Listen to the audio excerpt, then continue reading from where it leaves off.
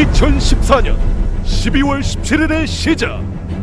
2016년 9월 마지막 선수 실력간만의 경기. 계속해서 탄생한 5명의 챔피언. 이제 더 이상의 예상은 없다. 그 마지막을 이어받아 다시 한번 영광할 시간이 다가왔다. 그 새로운 시작이 바로 지금 이 무대에서 진에어 스타크래프트2 SSL 프리미어 2017 시즌 1 시작합니다.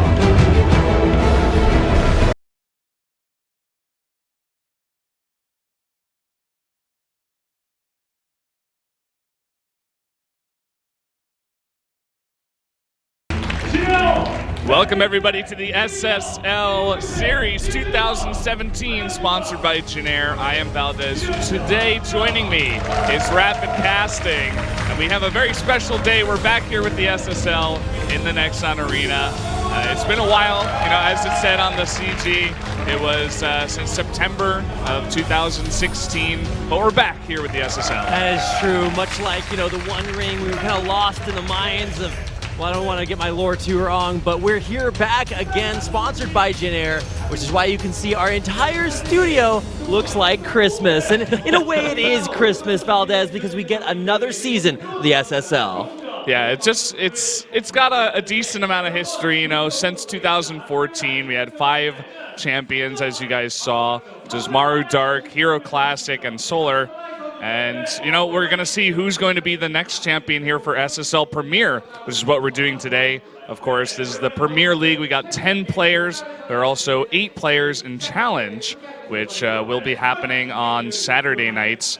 But tonight is, of course, Monday night, so we get the Premier League and 10 of the best players in the world, 10 of the best in Korea. And we're going to have this round-robin format for about 9 weeks and then get into the playoffs to decide who wins the next season of SSL. Yeah, it's actually a really cool format, and I'm sure we'll be able to talk about it a little bit more as the tournament goes on. But we've got very interesting formats, and it's kind of a breath of fresh air to kind of kick things up a little bit. So basically, we'll have 10 players, all of whom will play every week. So you get 5 best of 3s every single week, with each of the 10 players playing against everybody else in the group over the course of our 9-week group stage. And then we enter the playoffs, which is going to be a gauntlet where the 4th place player plays the 3rd place for a chance to play the 2nd place, for a chance to play the 1st place player. So actually getting 1st place in this 9-week round robin is very, very meaningful, and it all starts today.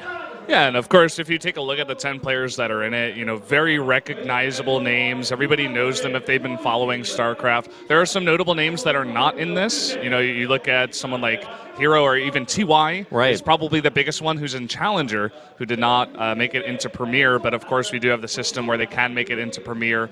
They have to go through kind of like a... they called it something like the high road, or I forget exactly what the word they used was, but it's basically one of those things where like the top of Challenger faces the bottom of Premier. Right, essentially up and down matches. Yeah, pretty much. If you guys remember those, they were one of my favorite things, and looks like we are about ready to get this underway. Looks like we're going to do it, guys. The Janair SSL Series 2017 is going to start right now.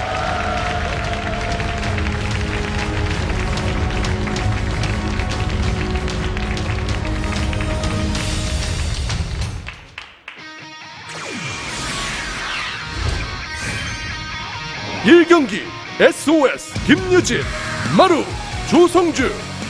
2경기 별, 한지원, 얼라이, 한희석. 3경기 닥, 박영우, 페이션스, 조지현. 4경기 이노베이션, 이신형, 제스트, 주성우. 5경기 솔라, 강민수, 스탯, 김대영.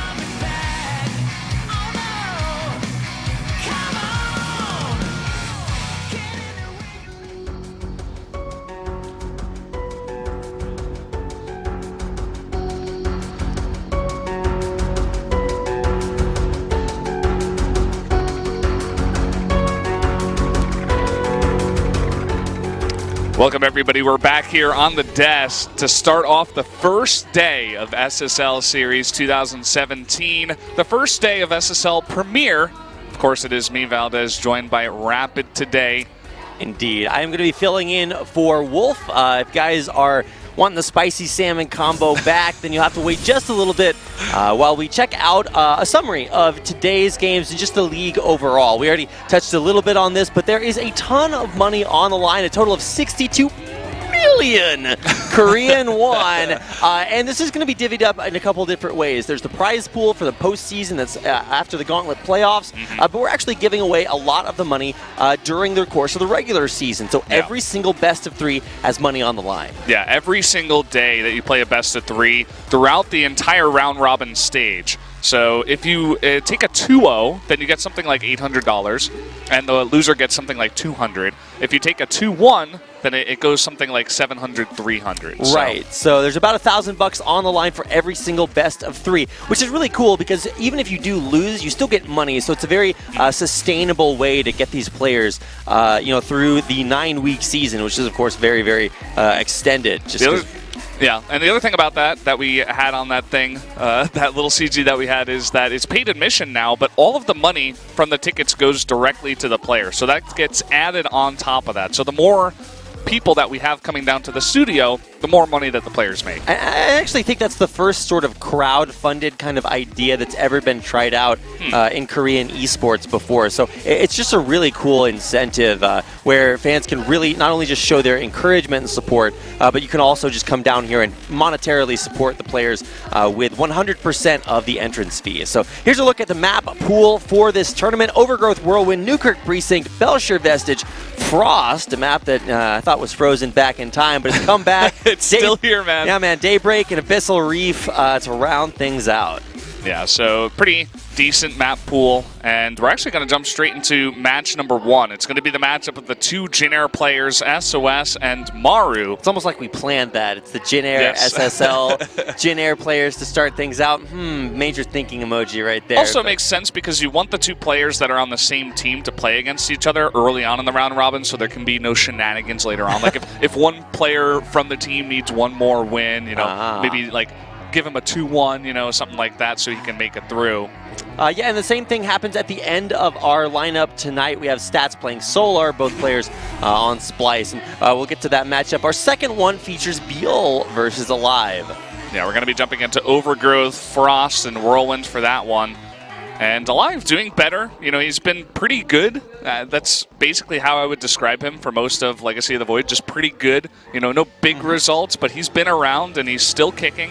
Yeah, really showed up very well at the IM Katowice World Championships. So Biel also, a lot of attention around that guy. Just got sponsored by Base Trade TV on the Looking for Team, if you want to call them that. But just really cool to see a lot of very strong players, a lot of players that if you don't know, you'll get to know over the course of our 9-week round robin. Yeah, so we just showcased our first two games, our first two best of threes, because after that we'll go into a break. So there's going to be a lot of StarCraft before we even get into any breaks here, guys. So there's only 2 breaks throughout the entirety of these days, one after the second matchup and then one after the fourth matchup. So lots of action coming to you guys very, consistently in a row. My favorite part of the action is that if you guys don't like Brendan, we can always just push him into the vent just that's right behind him. Just turn on the engine behind me.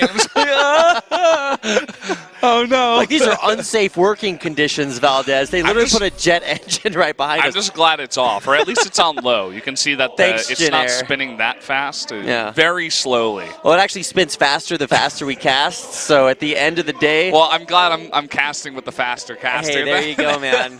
You're not going to last very long. They're going to speed that thing up. I'm screwed, man. This is all over. Jin Air had a plan coming into this one to take me out right from day one. I actually really like a lot of the set here. It's all like very, very bright green. Yeah. Reminds me of like we're casting inside a lime or something. Pretty much, yeah. Or inside of a Jin Air airplane, right? It's true. You were talking about the crowdfunding aspect, and it's kind of like this... It's not like from the ground up, right? Jin Air obviously part of a very big corporation in Korean Air, right? So they do have a lot of money, but they're dedicating it to esports, right? Which is so awesome. And it's kind of like this idea of, it's backed by, you know, this company that really loves esports. They're bringing back the SSL, and all the fans that are coming into the studio as well. They're helping bring back the SSL through all the ticket sales and stuff like that, and the new format, and everything is fresh and new, just like a fresh green lime. And I think that's I kind of like summed it up all there in that one picture. We're like the big pit inside the avocado. I don't know, but it is really cool. Jin Air, of course, the last remaining Korean StarCraft 2 team. They're just continuing to pump a bunch of money into esports. So if you guys are hashtag big fans of them, you can let them know on Twitter, as well as just supporting their players who are going to be starting things out here. SOS playing against Maru. I mean, if you guys have been following the other tournament, StarCraft 2 tournament here in Korea, GSL, then you know that SOS actually made it all the way to the round of 4, did very well, but unfortunately could not quite make it in there to the finals. And of course, finals of that event will be happening this weekend. But let's go ahead and get into our new beginnings here at the SSL. I think we're about ready to jump into our first match. Yeah, we're getting pretty close. I think the Korean commentators are also getting, you know, on the topic of, you know, the SSL is back. And it brings back so many great memories. You know, even the last finals that we had with Solar versus Dark, it was just like best of 7, went all the way to Game 7. It was super close. And it was really the first time that Solar really put his name up on the map, taking out, at the time, very superior opponent. And that's going to take us into our game here tonight. Starting off with this guy. This is going to be SOS, who is apparently the villain in Saw. With a lot of money. That is the $100,000 man. Indeed he is. He's picked up quite a few $100,000 prizes for first place. I think 3 of those specifically. And coming into today's matches, he is at 10 wins, 15 losses, which is maybe a little bit misleading because that has been stretched over a very long SSL career. Yeah, and that's only SSL, right? So we're only using SSL stats here. I'm not sure exactly why that is, but maybe to keep things on the theme of just SSL here for the SSL Premier League. And we're going to take a look at his opponent. It is Maru. That is true. I'm not sure if he's like Terran Jesus or what he's doing to that Marine, but either way, it's not a good time to be a Marine in Maru's army. His win rate in SSL is, of course, much better. Incredibly strong player, not only in this tournament, but got second place in WESG, which I think a lot of people are very impressed with. $100,000, man. Yep, another $100,000. Fly over to China and bop some foreign players and then lose to TY in the finals. Well, it was a very close series. And of course, if you're going to rate Terran players, you really just have to put Maru up there in the top 3 easily. But playing here against SOS, they both have very solid win rates against the opponent's race. But of course, it's not just about the race, it's about the player who's playing it. Yeah, and these guys know each other so well. Guys, we're going to jump into our first game of SSL Premier League 2017. Let's get into it. SOS versus Maru. SOS 김유진, 마루 조성주.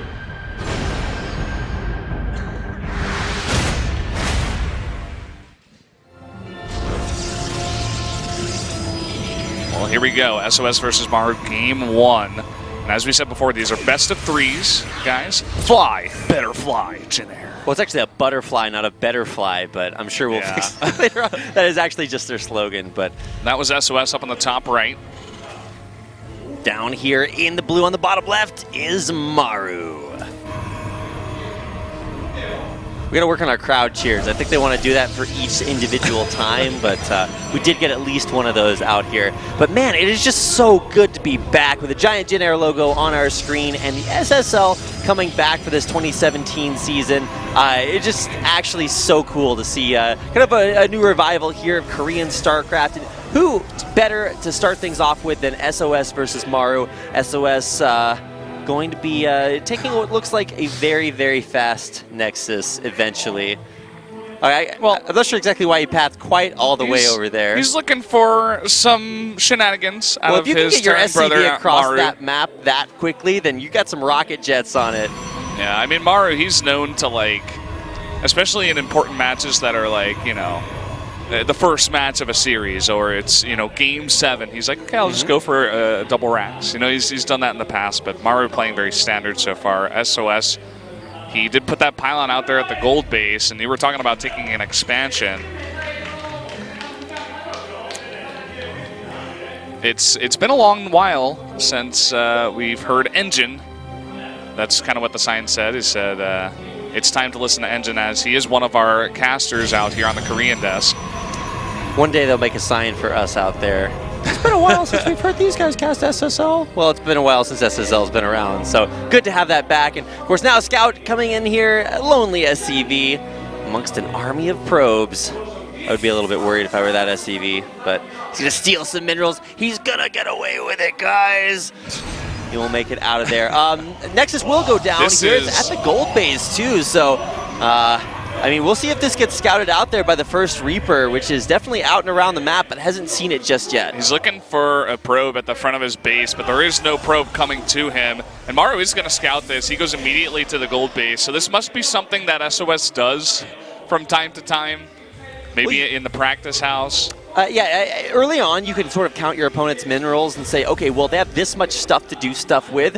Where'd their stuff go? So yeah, you can do where's that like, extra pylon? Yeah, you can count like pylons. You can just get a general feel for exactly how many resources your opponent should have. There's about 400 missing. Wonder where those must have gone. And so he scouts the gold base, finds the Nexus, but with an Oracle coming out, that will have sort of impunity for now against certainly the early Reaper, but even the Cyclone coming out is not quite what it once was as far as anti-air goes. It's a shell of his former self, poor guy.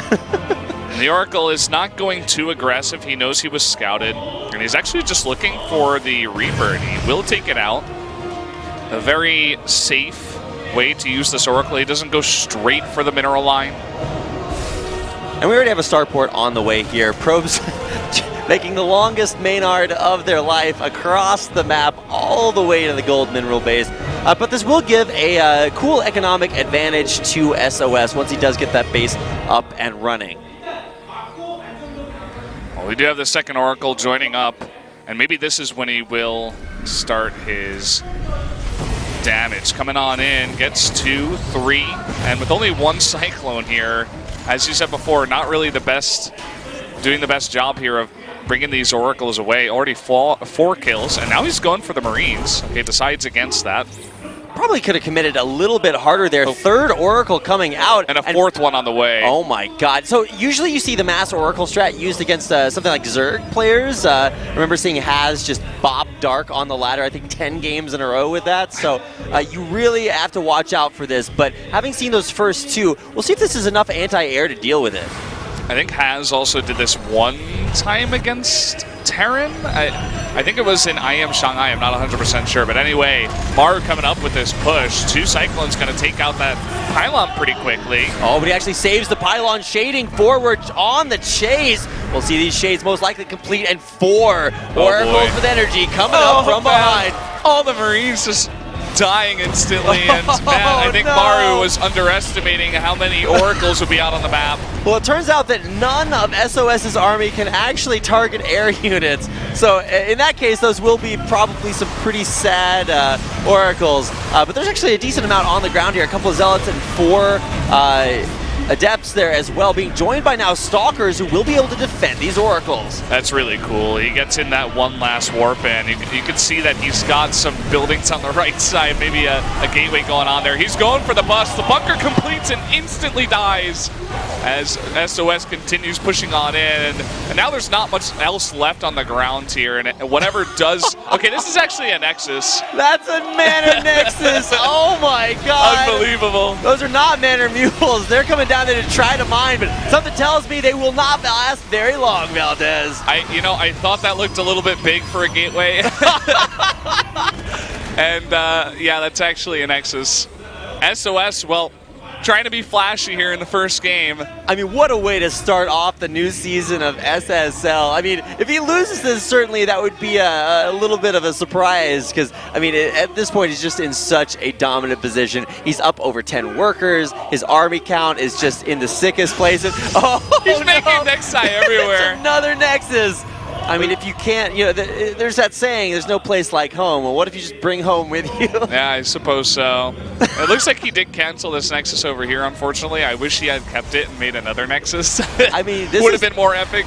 definitely that has style where you just build your base everywhere out across the map to try to defend it. Pylon Overcharge will defend those probes from at least all but one Viking, but here comes a push in, which should be almost impossible to stop. There's actually the siege tank on the high ground, which should push the majority of this army back, but it looks like SOS might just try to bust this and use the oracles on the high ground to take out the tank. Oracles zap down that tank, and that should be it for game one. SOS with a fiery starting build here, and there's just nothing left for Maru. Jesus, oh my God. I don't know, it looks like Maru's inside that Marine shot that we saw in his logo. This Viking has 21 kills. What? I thought he cleaned that up. Okay, well, turns out Vikings are pretty good at killing probes, Valdez. Well, if you never kill it, I suppose it will eventually just kill everything. Yeah, what doesn't kill you only makes you stronger, but what does kill you kind of makes you dead. So all of a sudden, if you look at the worker count, if, as we are told to do in the book of 1st Todd 2012, it is to look at the supply and see not a lot of workers really for either player. What a crazy game. I mean, for SOS, it's not enough to just take one base, Valdez. He has to take both of them. And I don't even think Maru scouted that other gold base. I don't think he would expect this. And that's an empty medevac that's heading almost as if to scout the natural and see what else SOS has, but he's going to be missing that second gold base. You know, when I first got into watching StarCraft, Valdez, one of my favorite series to watch was When Cheese Fails. This isn't quite eligible for that series, but you can definitely see that SOS was like, okay, I'm going to try this really cool build. If it works out, it's really just going to stomp down on this Terran. And he did it. He made the build, but he didn't really have this, okay, I'm going to win from here kind of moment. And when he went into that siege tank and wound up losing a lot of stalkers, eventually he killed it. But now it's just like, okay, well, what do you do from here on out? And the answer is, of course, to take both gold bases. Yeah, and Maru finally sees this, and he's like, okay, this guy. It's like, which one of these things does not belong, Valdez? The answer is a Nexus at your own gold. I mean, so right now, Maru just really bunkering up, quite literally. Of course, he will salvage that, but this is going to be his big breakout push. So what he's going to try to do, push out here. Be interesting to see. That is a lot of Adepts, Valdez. But Adepts with the resonating glaives has another story to tell. Okay, here he comes. Every Adept shades immediately onto all of those tanks and Marines. And now the Oracle's getting into the back line, zapping all the Marines. And this is the follow-up attack. GG! SOS takes game number one. And what a game one to take it is. Now, keep in mind, it's still a best-of-3 series. But we also have what's popping up on your screen right now is part of our new system here added to the SSL. This is a system of achievements for each one of the players. So this is the first win, I guess, achievement. Yeah. So you get this one for being the first player to win a game in SSL. And of course, we'll be revealing the super secret achievements as the games go on. Yeah, we're not going to reveal any of them to you. They had the different groups of achievements, right? There was different like missions and, you know, based on the players and, you know, win streaks, stuff like that.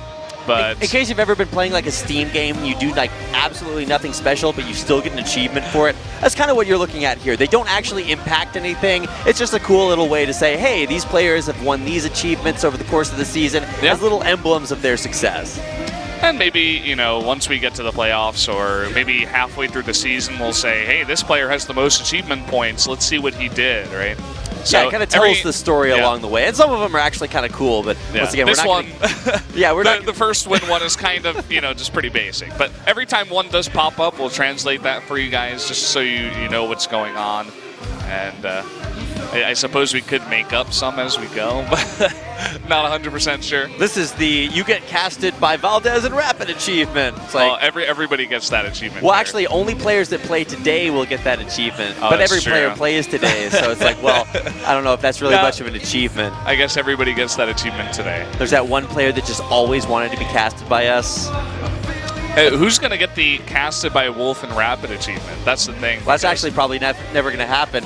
Once you have to show up sick someday. Well, once you get sucked into that turbine, we're going to have to bring Wolf in here. And yeah, he's going to be flying over. That's very true. He'll be landing tomorrow. Definitely flying Jin Air over back to Korea. Of course, yeah. No other airlines exist while this tournament's going on. Certainly not. All right, game number 2 coming up, and you can probably promise yourself that we're not going to see a game quite like game number 1. So what's in store, we'll find out in game number 2. SOS 김유진, 마루 조성주,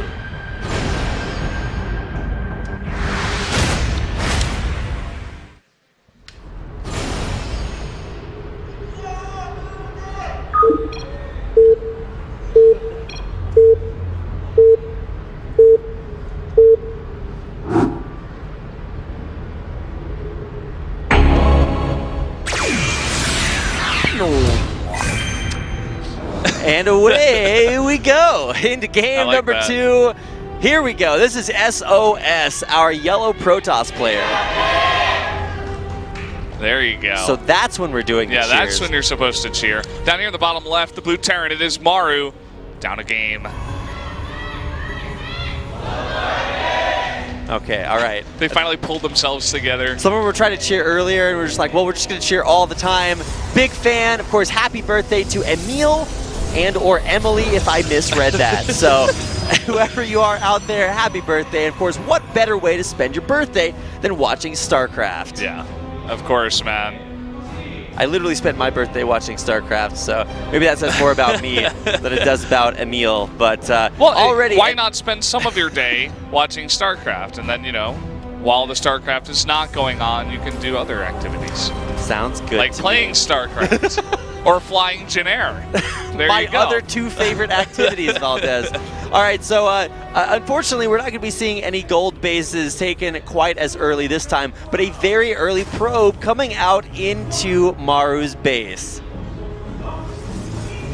Pokey pokey goes the nosy probe. Is that what nosy probes do? Yeah, that's what they do. I thought they just built pylons and cannons in my main. Well, not this guy. He's a little bit more shy. Where are the manor pylons? It doesn't quite work that way here, but either way, the early scout will get in and get out and see that there aren't any too many weird things going on. Reaper's just going to come out. The pro.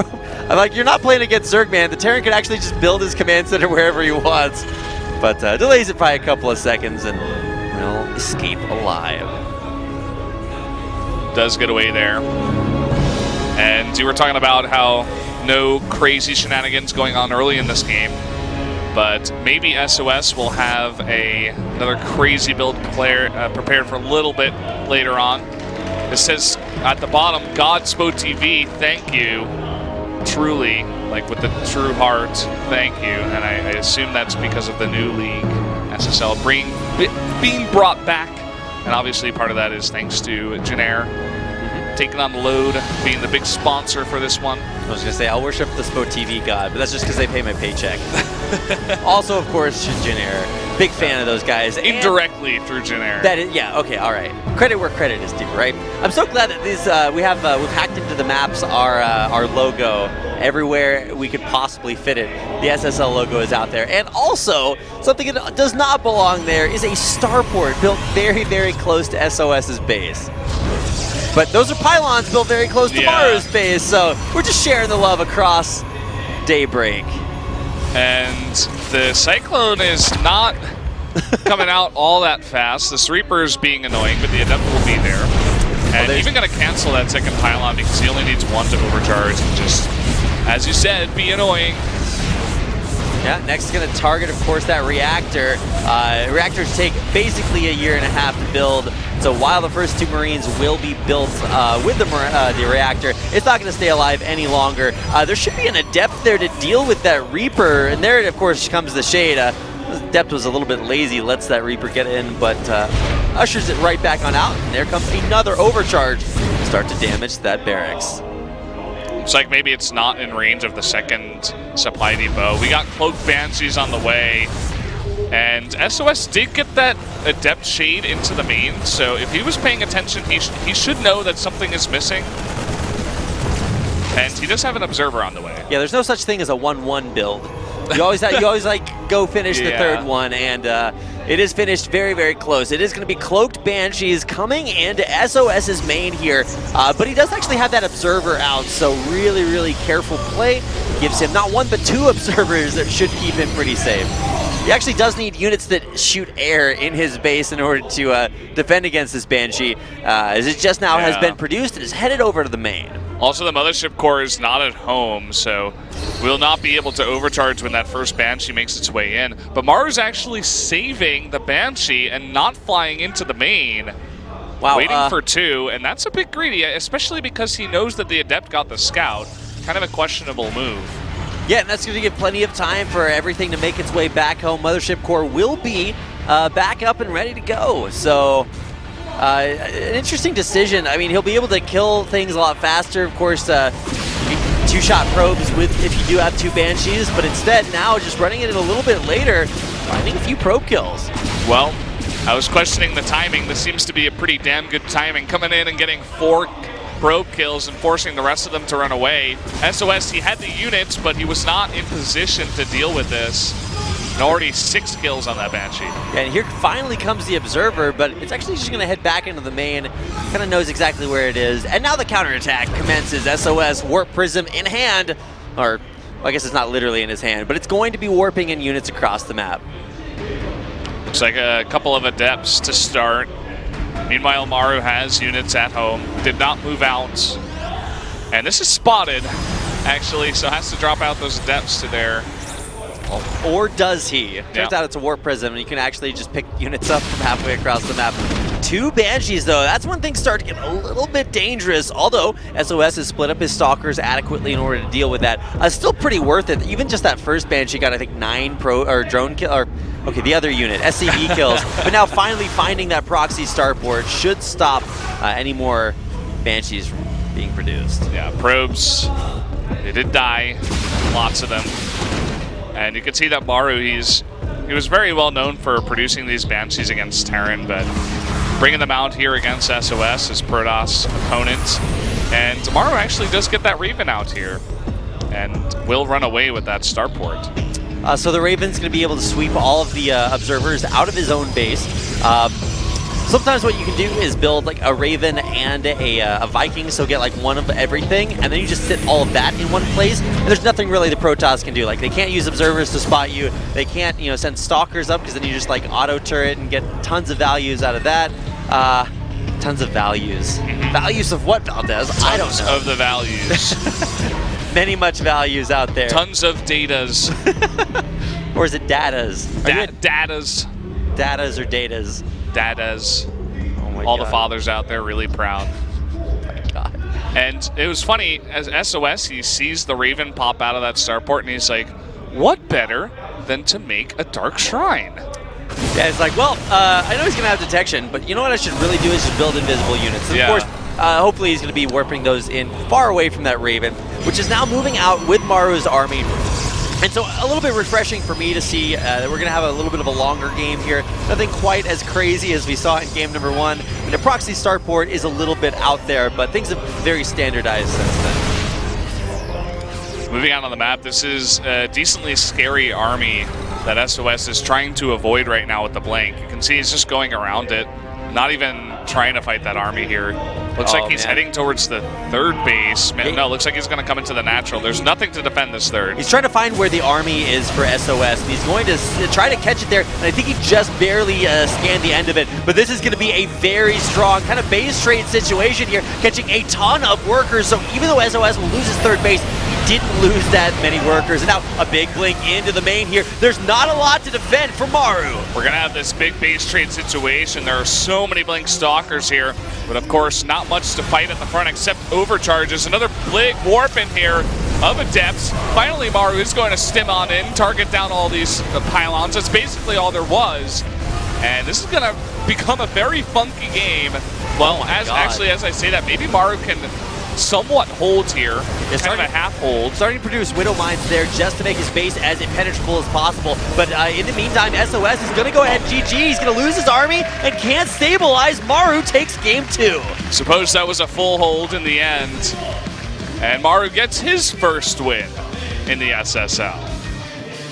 I'm guessing that was actually the same achievement. Yeah. It's just like for the player's first win, they get 10 achievement points. Come on, get on that get on the sounds same like a page here, participation Rapid. award to me. It's just like, you did a thing. Well, you're saying that now, but one player's going to go like 0-9 in series, and you're going to be like, Yikes. that guy couldn't even get the 1 win achievement.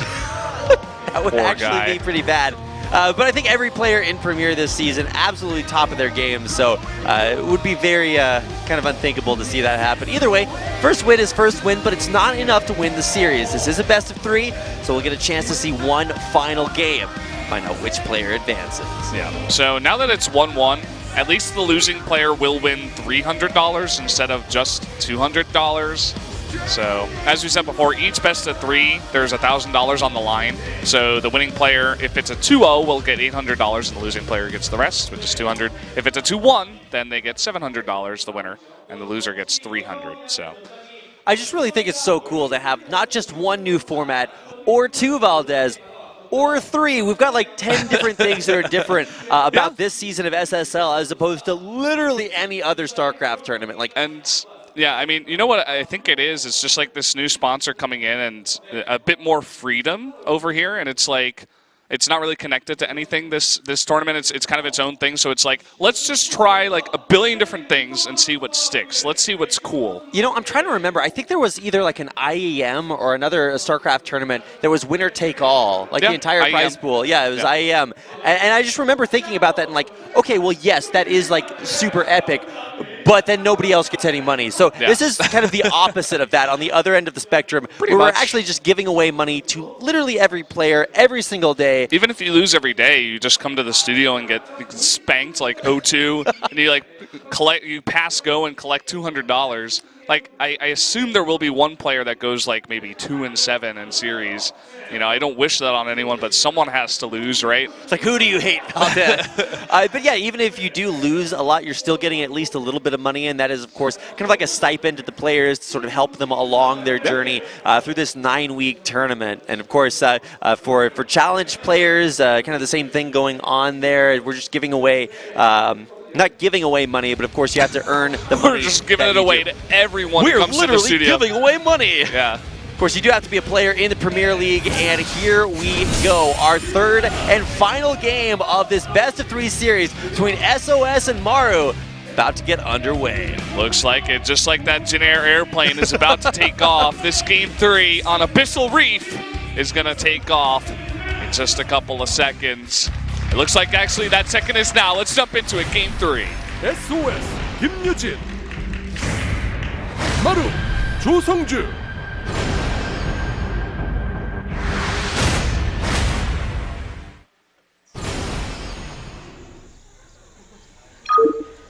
No cheers, everybody. We have to hold our cheers until we introduce the players.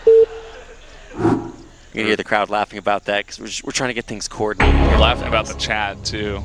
Either way, up in the top left. Okay, wait, we got to wait for the Jin airplane to fly on through. It is SOS, the Yellow Protoss. There we go. Little golf clap out there in the audience. And his opponent, the Blue Terran player, he is Maru. Seems like there's more fans for Maru today. Yeah, it's Hamster Terran versus the $100,000 man. Seems like people are maybe a little bit bigger fans of hamsters. Pretty big fan of hamsters myself. They're pretty cute. You Watched know, my fair share of Hamtaro back in the day. If you want to root for the underdog when it comes to mascots, right? Are you the $100 businessman in the suit, like the evil overlord, or are you that cute little hamster that's just trying to get by? Well, apparently Sue is like the really evil overlord because he has like the Saw mask as his mascot. SOS? SOS, yeah. I mean, they have the same number of like similar letters. Oh my God! Back into the SSL. That guy has almost every single medal. If he lowers that, it's Wolf behind there. I would have believed it. But right now, that guy is Wolf does have all the pins. dedicated. I can attest to that. So. Well, let's go ahead and talk about the builds that are going on here. Going to be a Nexus right on time there, at least as far as the early timing goes. That's going to be out there about 1 minute and 20 seconds. And now a Scout coming out. Well, it looks like it could be something a little bit cheekier, too. We did have the gas first, so banking up that gas. We'll see if he wants to go for something really cheeky on the side and make like a factory over here or something. Yeah, Let's see. Does indeed look like that is what it's going to be. Needs a couple more minerals and a proxy factory. Going to go down. It's very interesting for the SSL. In earlier seasons, we had other Korean casters, but actually Daehyun, who used to be one of the analysts, like the in-between guy, because Kanata was like the full-on analyst, Daehyun was like the middle, you know, some hype, some analyzing, and then there was the middle guy who was just all hype. Now Daehyun is in the middle, and he's the big hype guy, and Kanata is still here, and then of course Engine is the in-between guy. Here comes in the first Reaper. Probe's coming down there as well. I'm not sure they want to deal with that Reaper, but he's going to get ushered out by the first Adept. Robo on the way, but see how this proxy factory works out. Leading the Adept, of course, as far away from the factory as possible to give time for that Cyclone to be produced. Or Widow Mine, okay. I wasn't sure exactly how hard Maru was going to commit to this proxy, but it looks like it's going to be pretty heavy. Widow Mine about halfway done. See if this Adept goes out to scout. I like how these guys are starting up the series, you know, the SSL Premier, with a lot of active builds, a lot of cheeky stuff, early game, you know, trying to get into the face of their opponents kind of builds. And it makes sense because these two guys are teammates, you know, they practice with each other so much, you have to mix it up even more if you want them to have no idea what you're doing. And that Reaper, by the way, gets a really nice scout of the entire base of SOS. You'll see everything there, and of course, really for SOS, he doesn't have a whole lot of information to go on.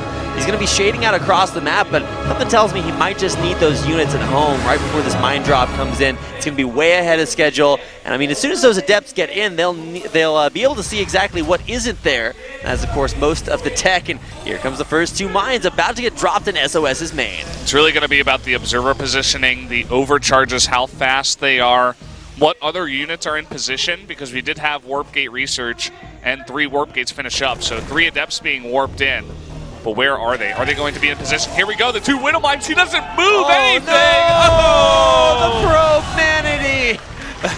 9 probes going down, and already SOS knows he has to get something done.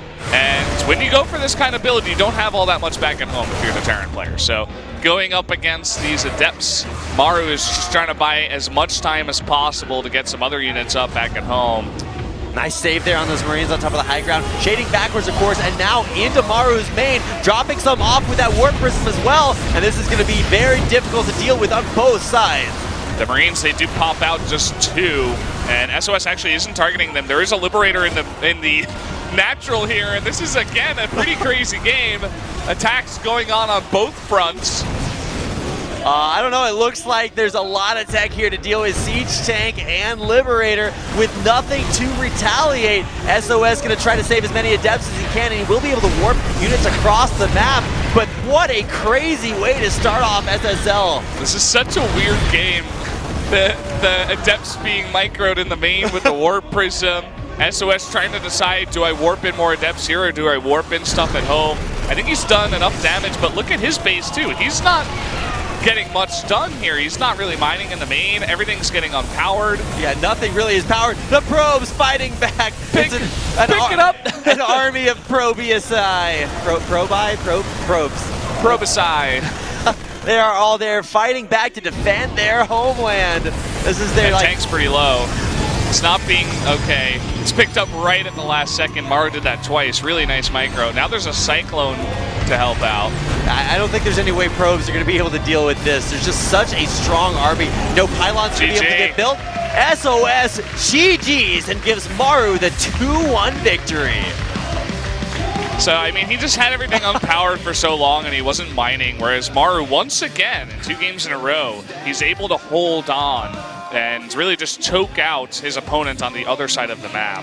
Well, there's a song that tells you to hold on when you feel like letting go, and he definitely did that. I would have let go after that first game, man. If you get like oracled like that, I mean, there's only so many ways that you can sort of regather your mind and come back from that. And Maru was able to. Yeah, that's the official term we have here in Korea. Grab your mental. That's what happens. Once my mental, game 1, you got to grab your mental. Bring it back in, rein it in, say, okay, mental, we're going to go into game 2. It's going to be okay. Once I have that mental boom, it's really hard to grab it all back up and put it back together again. I have Humpty Dumpty mental, Brendan. The mental boom. Well, And- congratulations to Maru. Very well deserving of that. Came out with some really innovative builds. He tried to, what was it? It was the proxy cloaked banshees in game number 2 to come back. And then he just decided, hey, if I proxied one thing and it works, what if I just do 2 things as well? Got some crazy value off of those mines. And in every situation, SOS was going to try to make it like kind of a base trade, but it just never worked out in his favor. He was trying, he was getting into the base, He gets the "you tried" achievement. Yeah. It's like, you tried. I wonder if there is like a cheese achievement. What if you win like 2-0 with 2 cheeses? They're like, cheddar cheese, here you go, like for the cheesiest player. I don't know. That would be a cool achievement. I'm sure they've got some stuff in there. We didn't actually get to see all the stuff. I think that's us up on the big stage. Oh my God, isn't it? They're showing the turbine. They're like, look at how dangerous this is. How do you advertise We're so that? It's edgy. like we put our casters in front of literal jet engines. I mean, Jin Air, of course, is a child company of Korean Air. And if you guys have been watching StarCraft for a very long time, back in the Brood War days, you guys remember the Korean Air OSL. That was so cool because the finals were held in an actual airplane hangar with a Korean Air jet right behind it. Well, this is like the next best thing. We've got our Jin Air jet behind us. Yeah. You guys will have to tune in every single broadcast to find out which one of us gets sucked into the engine in the end. That's what happens at the end of the broadcast. I'm like, all right, see you guys later. Well, that's what happens to the players that lose at the end of the season. We just throw them in the we engine. chop them up. We turn on the engines. That's SSL, when the real fun begins. deadliest StarCraft tournament alive. But I love how they actually zoomed in onto that, into like, the Korean broadcast. They're like, hey, take a look at our jet engine. We are so cool. Wow. Very proud of that. So I don't think we're going to have a break here, No Brendan. breaks. We're going to go right into our second Only best action. of 3 series. That's right. Non-stop action. 25 hours later, it's like, no, really, non-stop action. It never ends. Well, that's why we only have one broadcast day of premiere per week. So, yeah, next game coming up is going to be Alive versus Biel, and I think we'll actually just be heading right into that as soon as possible. So, as I said without further before, ado, only breaks after the second series and the 4th series. I think it's a 5-minute break after the second one and a 7-minute break after the 4th one. So, pretty much non-stop action. I love how Pretty you know it much. like down to the minutes of the breaks. Yeah, I was like, okay, we need to know this. Like, Well, either way, the next games coming up will be Biel versus Alive. It's going to be really cool to see Biel back in action. These guys actually played against each other, I think it was like, 2 nights ago or something, in, was it Shoutcraft Kings or something? So we got a chance to watch how things portrayed themselves there, but of course offline in the booths, back in the SSL with all these bright green lights all the way around you. Definitely going to change the way that the situation goes. So really excited to see Biel, especially coming off of his Base Trade TV sponsorship. He's got that extra backing behind him. Yeah. And of course, still looking for sponsors as well in the upcoming months. What better way to attract them than by picking up some wins in SSL? And of course, here he is.